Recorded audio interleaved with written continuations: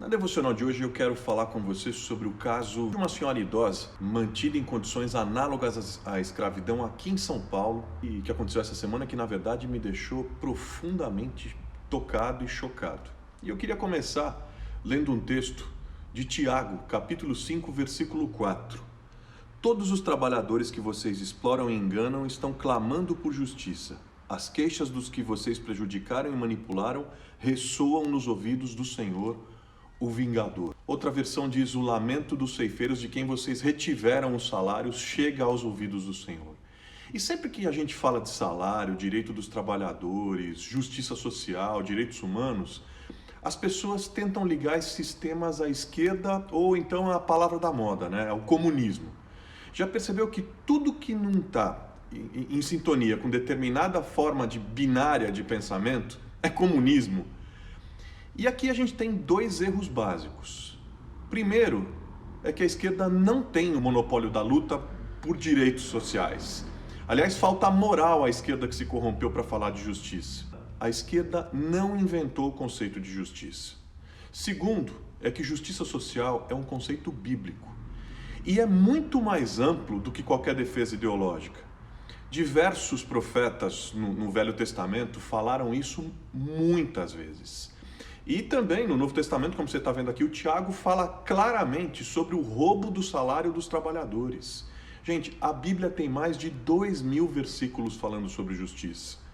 O conceito bíblico de justiça é muito mais amplo do que a gente está acostumado a falar ou a pensar. O conceito bíblico de justiça fala sobre equidade, igualdade de tratamento étnico, racial, de gênero, fala de generosidade, sobre atenção especial aos vulneráveis, sobre dar visibilidade aos invisíveis e voz a quem não tem voz e vez. Eu não posso deixar de te fazer uma provocação. Por que é que os cristãos falam tanto de coisas que a Bíblia fala tão pouco e falam tão pouco de coisas que a Bíblia fala tanto? Por quê? Semana passada, uma idosa de 61 anos foi resgatada de trabalho análogo à escravidão em um bairro de classe média, aqui na cidade de São Paulo. Ela já estava há vários dias num quarto fechado, numa casa que os patrões tinham lá colocado à venda, e ela ficou sem alimentação, sem acesso a banheiro. E pior, enquanto eles moravam na casa, ela trabalhou para esses mesmos patrões por 13 anos. Sem férias, nem sequer 13º, dignidade nenhuma. A patroa, como foi noticiado, era uma executiva da Avon, que segundo a polícia se chamava Maria Corazza, e que quando teve o caso divulgado, ela foi imediatamente demitida pela empresa. Em 2013, quando eu elaborei, quando eu lutei, quando eu consegui que fosse promulgada a lei do trabalho escravo aqui no estado de São Paulo, que depois, aliás, acabou se transformando em referência mundial, eu me lembro que falar sobre isso parecia um exagero. Falar sobre trabalho análogo à escravidão em pleno século XXI, exagero. Em São Paulo, então, isso podia ser em outros estados distantes, menos ricos, mais desenvolvidos aqui do país, ou então era uma coisa de 130 anos atrás. Ouvi isso muitas vezes. E continua tendo gente hoje que acredita que escravidão que não existe, que é invenção, ou então que é mimimi. Quero dizer que não só segue existindo, como se modernizou e continua transformando gente em mercadoria.